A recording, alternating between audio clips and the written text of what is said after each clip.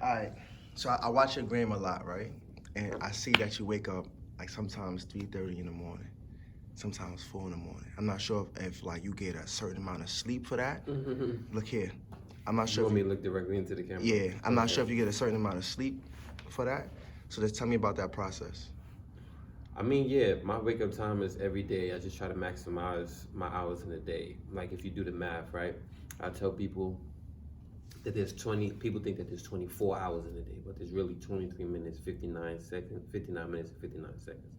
Because on the 24th hour is a new day, right? So if I'm up at 3 and I'm going to bed at 9, I get 18 hours of being awake and active. So that means I get to maximize as much as I can get done while I'm physically conscious than most people. If most people are spending 8 to 10 hours of sleep. So let's do the math. You sleep for 8 hours in a 23-hour day, you have 15 hours left to do whatever you got to do. You go to work from 9 to 5. How many hours? That's 8 hours. It's 18 hours, right? That you were asleep and doing things that you probably didn't want to do. So at least 5 hours left for you to do things for yourself. And that 5 hours, if you have children, you're probably taking care of the children. If you have like homework to do, you're probably doing that work. So how much time do you really get for yourself? And it's a whole nother conversation when you're talking about if you're doing something that you really want to do for 18 hours, are you really working or are you just really enjoying life for 18 hours and then you sleeping? So, all right. I've known you for about, like, let's say 2 years, right? Nah, it's definitely longer than 2 years. Let's say 3. Yeah. All right, so I've known you for 3 years. When I first met you, that's one of the first things you said to me. You was like, yo, what time you wake up? I was like, around 6. You said, I wake up at 3. So, obviously, you've been consistent with this for 3 years while employed. Tell me what type of, how do you prep yourself for that mental discipline? So I've had this conversation with a friend of mine that just asked me how I do it. One, I know there's always people watching me, right? So I want people to know that it's possible. Like it's always getting done no matter what. Because I do it because I know people are watching. And one, because I'm just a hyper ass dude. I have no problem getting up and just going. That's just been me as a child. I'm not a person who likes to be very idle because being idle makes me tired. So I just like to get up and just get going. So it's really just maximizing time because often people like to say, life is short, but I don't think that. I think life is fragile. You never know, when it's gonna be your time. So just trying to, the economy of time. It's just really all about time. You don't know how much you have, so just try to use as much as you can. Define time. Time. Not textbook. That's no. That's a good question. Time can be a concept. Time can be like an actual it depends on like what type of context we talking about when you talk about time. But time is just what is time? How can I define time? How would I define time? In my own words, I would say time is an element of existence. No, I would say time is something that, wow. I never really given a thought to put like how to define time, how to articulate that definition. So I'd probably need some time with that one. How would I define time? Like time is, it's like it's 12 o'clock here, but it's 12 o'clock Sunday here, but it's 9 o'clock someplace else. So like, is time even really a real thing? So I guess time is not real. I mean, I feel like our reality is a reflection of time. Like reality is a reflection of time because as people, we're small, we grow big. Like you see time manifest itself in the tangible. You have flowers that you plant them, they grow. That's time. But you can't really, time is not something that you can like actually see or hold in your hand. It's just like something you experience, I guess. My man, that was dope. You used to be a teacher, right? I was in that role. And you're still a teacher. So transitioning from working in the educational system to full-time fitness system. Like, tell me about that transition.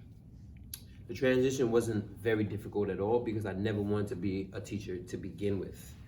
But you know, when you're in a role, you try to be the best that you can be in that whatever role it is that you obtain. So I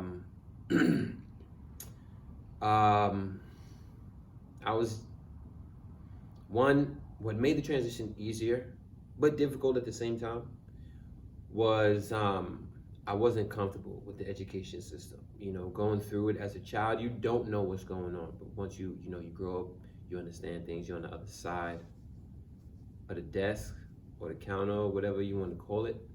You recognize a lot of the injustices and discrepancies and things that don't align the way you feel that they should, more from a moral perspective. So it was easy because I didn't agree with the indoctrination system. I didn't like the curriculum, and it's not what I wanted to do. If you could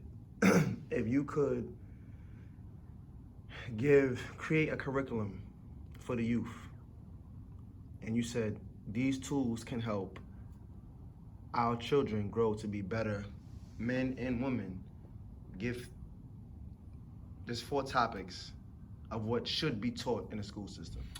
To answer your question, I would say this first.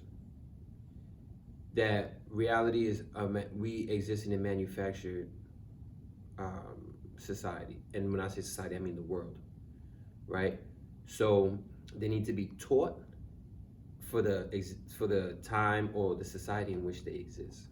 So things like, you know, understanding finances, understanding multiple languages, understanding, you know, taxes,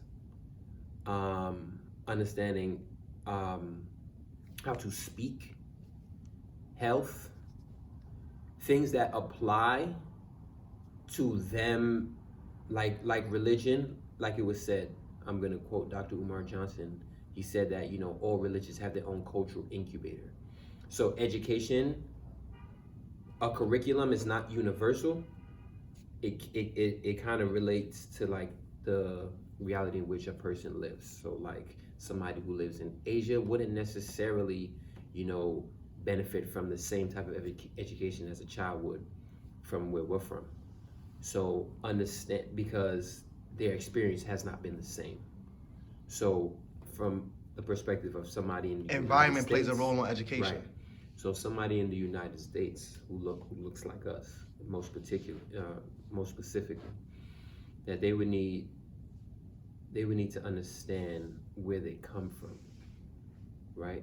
And understand that their life is based on how society has been manufactured. So understanding housing, understanding finances, understand the importance of health and wellness, understanding how to sign contracts, understanding taxes, understanding accounting, understanding you know, that even like from the perspective of their own neighborhood is even discrimination in itself, the infrastructure of its whole society.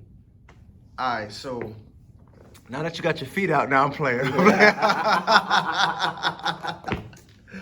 Yo, how do you feel about 50-50 relationships? Do you feel like men should pay all of the bills? No, I don't. I don't like that idea. I don't even like the era in which that idea derives from.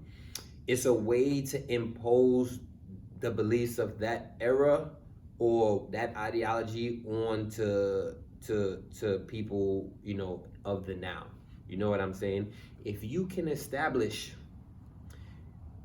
a happy union with your partner, do not let any outside or external variables dictate what you should be creating within your own situation.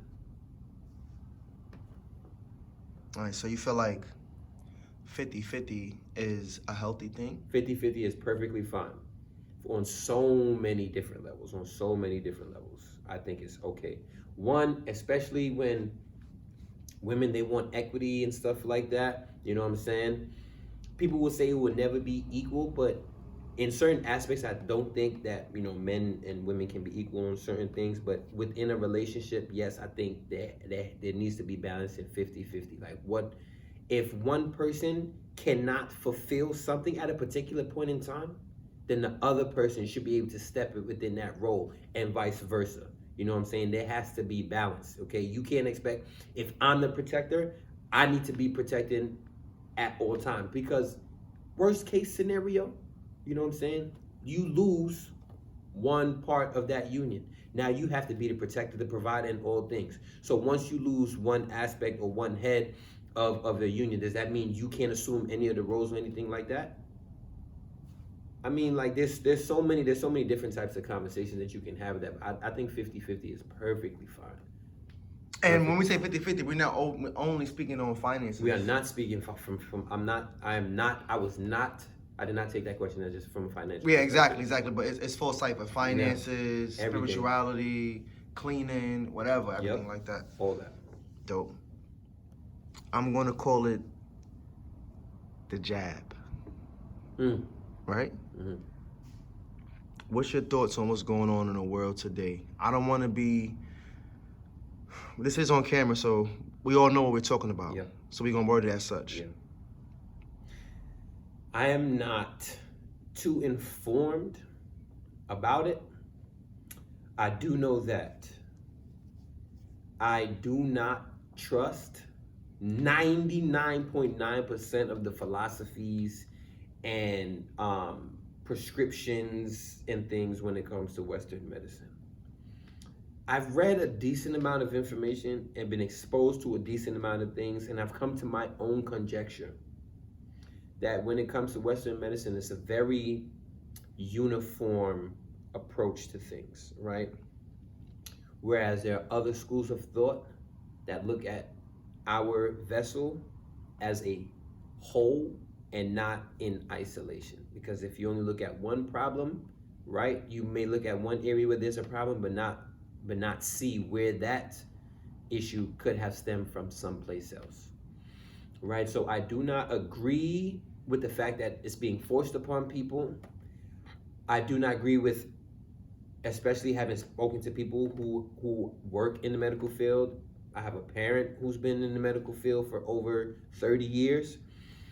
For the jab to have come out so in an expeditious fashion, and for people to be, you know, just super excited to, and just in a rush to get it, is a little suspect to me, because over the course of time, you know, these things went through a whole process for years, you know, in times where it was like to the level of a pandemic that you know, it took for people to even trust to take it.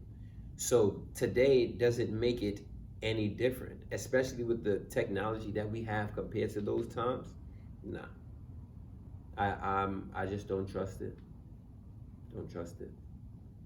So you are now vegan? You consider yourself to be a vegan? I would consider myself to just be a plant-based individual. Vegan is like a political term. So you will rock a leather jacket then? I will wear a leather jacket. Got you. Okay. So you're a plant-based fitness professional. A plant-based fitness professional. Yes. One, what made you go from eating meat to becoming fully plant-based? Long story short, in 2013, I was kind of like in a transition of trying to find, you know, my being in this multiverse. You know, just trying to find my place and just better myself as an individual on all levels of the domain, from the spiritual, from the physical, you know. So it started with how I spoke, with the words that I used to speak, with those vibrations, and then it slowly began to spill itself over into making better nutritional decisions. And eventually I'm like, you know what? I could cut out meat. I could see myself doing it. I don't know how I'm gonna do it, but I just know that it's gonna make me a better individual. Because over the course of my life, I've always heard people talk about how it made them feel physically, and that just planted a seed and slowly started to grow itself within me. So it was just really all about aligning and connecting myself better with my physical, and helping the depths of me begin to manifest itself, because people see you and they see a light. So I know that when they see me, the choices that I make, the things that I choose to ingest, not just from a food perspective, it manifests in itself in how I carry myself and the energy that radiates off of me. So that's really just wanted to be, a better me in the physical form, and help my spiritual soul transcend. And you don't drink anymore? I'm not a drinker, no. That's not to say that I have not taken any sips of alcohol, some for ceremonial things, some for, maybe at a celebration to take part in that positive energy and vibration. But no, drinking is not something that I do, voluntarily. And what made you make that transition? Alcohol doesn't taste good, and it's definitely not good for you. You consider yourself to be a spiritual person? I consider myself to be a spiritual person. Define spirituality. Spirituality is a science that you can feel. Simple. Is establishing your own individual connection with the universe, with your creator, with whatever you identify that to be. Spirituality is your self-defining, is your own way of defining yourself within, this realm and beyond. And you said you and I spoke about the multiverse. The multiverse, right? And the multiverse is simply having an existence and an energy and vibration on different planes. You know what I'm saying? So these words are so powerful. You got universe, unisex, bicycle, bipartisan. Like, there are numbers in the words that you speak. So to university, you graduate from the university, you get 1 degree, right? So when I say multiverse, I'm just recognizing and acknowledging that there is more than one, realms or levels of existence. And bicycle, by 2 wheels. Correct. Dialogue, monologue, bilingual, multilingual. And all of these things have deeper meanings to them. They have meanings. Exactly. So, since I've known you, I could say personally myself that I've seen you grow. Although when I met you, you were already kind of who you are already, but that has enhanced up until this moment. And you went on a spiritual journey, right? Can you tell me a little bit about what that consists of? So I traveled to Nigeria in initiation into an ancient African spiritual tradition system called Ifa. And along that process, there are particular type of things that you do to help you recognize what your destiny is. What is your purpose here, in this marketplace? And in Ifa, you essentially existed. Your spirit existed before you physically entered this vessel. So you've been sent here for a purpose. You've been sent here for a mission. And going through that process helps you, recognize what your purpose could be. What is your destiny here in this marketplace? And to appease the energies and the vibrations in which have sent you, in which guide and protect you and fortify your path and your way through this marketplace, right? Through that process, you learn what that is. And the thing about this this way of life, it is not a religion. Let that be clear. Through this this lifestyle, this way of life, it's dynamic. It's not like, okay, you are here, this is what you need to do to live your life, you know, like a 10 Commandments type thing, or whatever laws that you have to follow, and then, you know, you make it to heaven or whatever. This spiritual system is very dynamic, it's very intricate. You know, there are things that it focuses a lot on energy. There are things that you may be doing that you need to avoid, that draw from your energy, that draw from allowing you to recognize and open up what your purpose is. So they try to, you know, like help keep you away from these type of things, right? Or at a particular time, because energy, it never dies, but it can change, you know?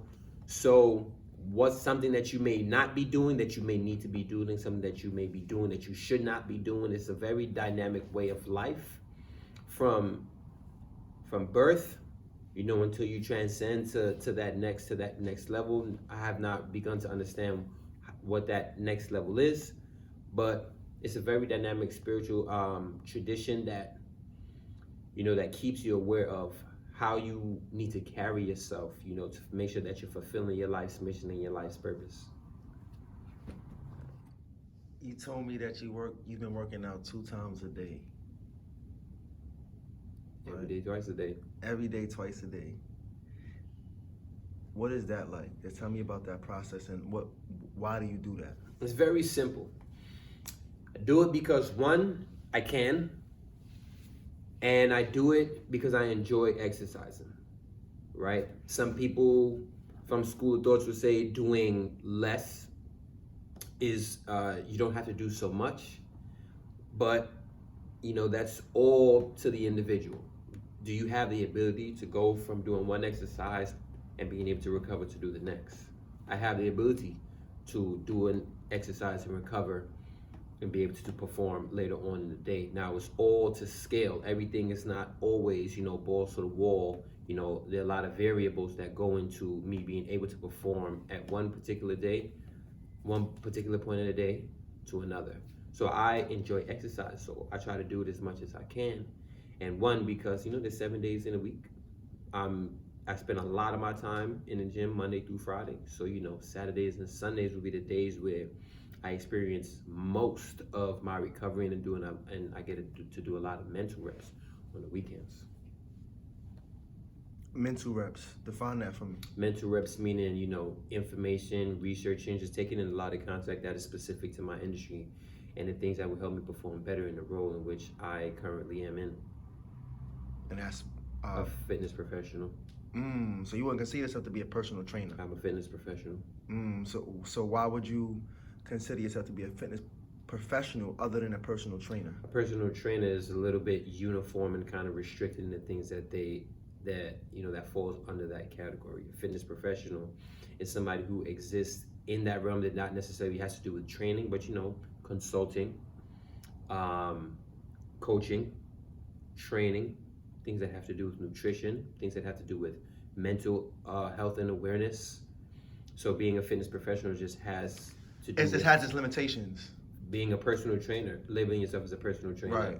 puts restrictions on what it is that you do.